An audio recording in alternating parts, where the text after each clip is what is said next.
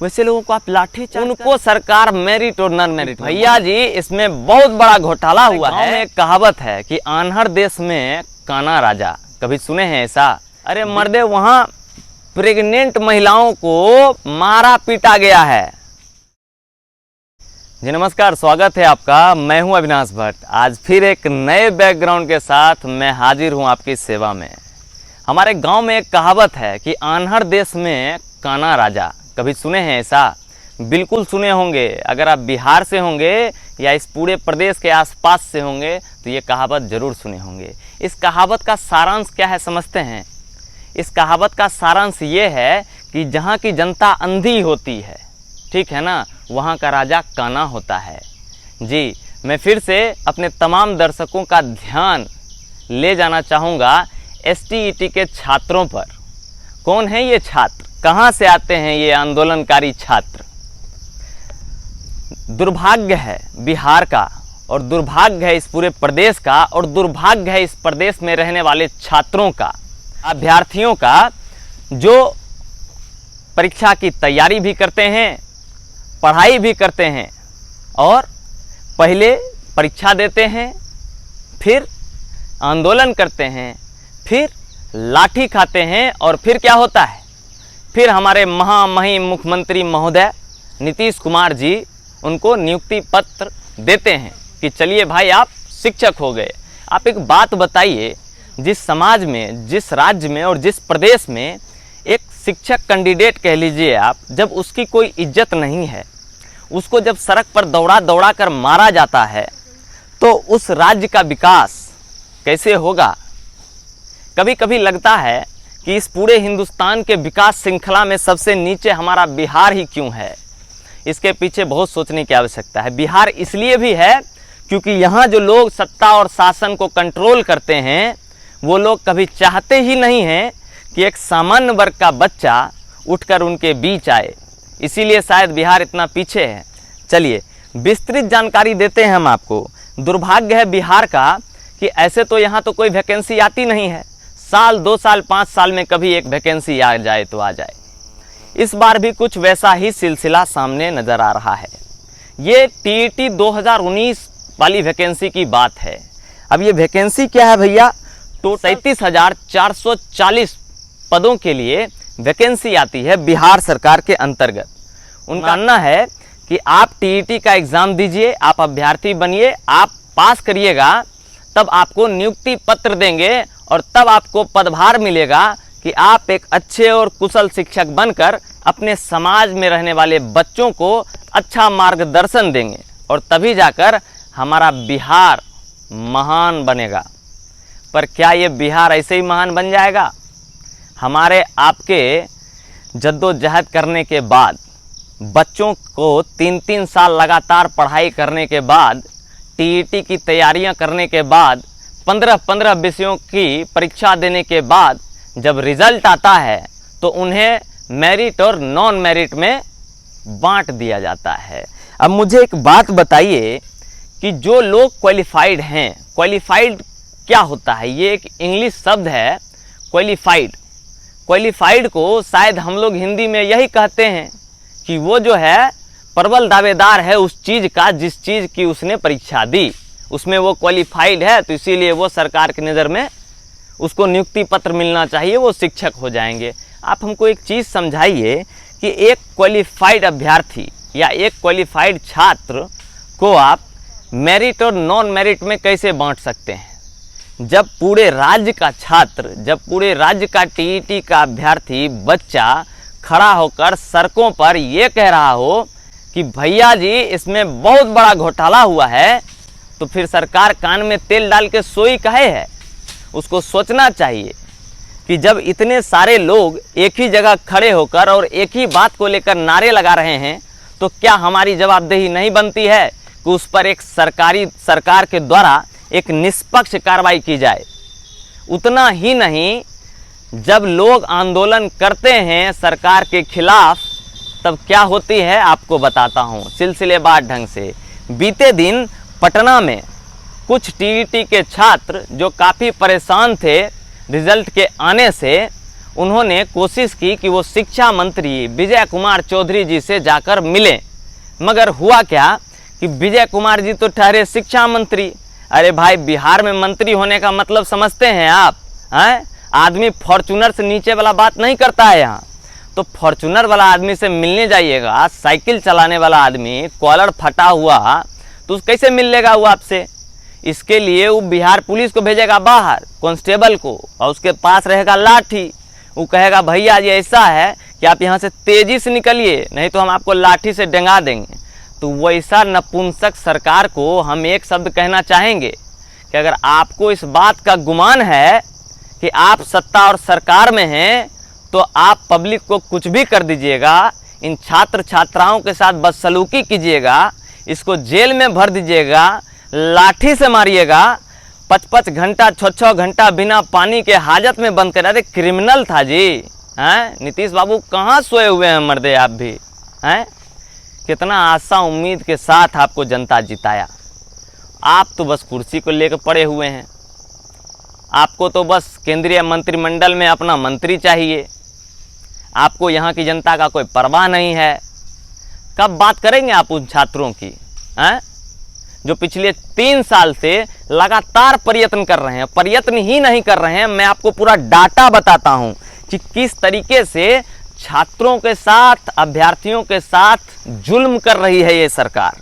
देखिए, टोटल जो सीट था ना, जिसके लिए वैकेंसी आया था, वो था 37,440, और अभी तक जितना रिजल्ट निकल चुका है, तो टोटल क्वालिफाइड लड़का है उसमें जितना अभ्यर्थी है वो 30,676 अभ्यर्थी है।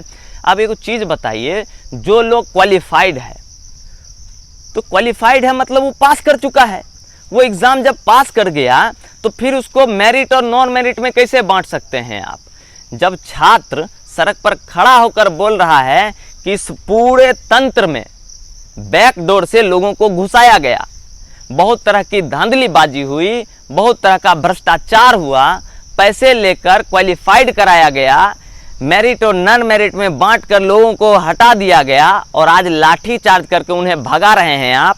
आपकी जानकारी के लिए बता देते हैं, पहला जो रिजल्ट था वो 12 मार्च को आया था, जिसमें 24,599 अभ्यर्थी पास हुए थे। और दूसरा जो रिजल्ट आया हाल ही में, वो आया 21 जून को।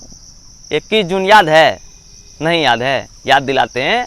अंतर्राष्ट्रीय योग दिवस था ना, जिस दिन वैक्सीनेशन का कैंपेन चल रहा था, वर्ल्ड रिकॉर्ड बना रहे थे हम लोग, उसी दिन ही रिजल्ट आया है, और उसमें 6,077 अभ्यर्थी पास हो गए।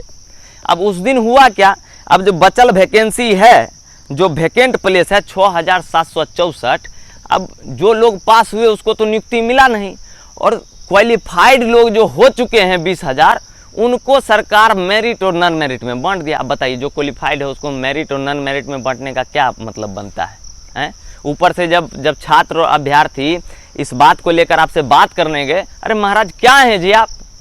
जनता का वोट मिला आपको, वही छात्र वही अभ्यर्थी वोट दिया आपको, बड़का बड़का वादा करके सत्ता में चले आए आप, उसी के वोट से सरकार बना लिए, और वही आदमी जब सड़क पे आपको बोल रहा है कि ऐसा है कि हम आंदोलन शांतिपूर्वक करेंगे, हम आंदोलन भी नहीं करेंगे, हमको खाली शिक्षा मंत्री से मिलवा दीजिए, शिक्षा मंत्री हमको लिखित में आश्वासन दे देंगे, हम लौट के अपने घर चले जाएंगे। करते हैं, शिक्षा मंत्री जिस दिन बने थे उस दिन का प्रेस कॉन्फ्रेंस खोल के दिखाएं आपको, हैं? बड़का बड़का वादा करने में खूब आगे रहते हैं आप लोग, हैं?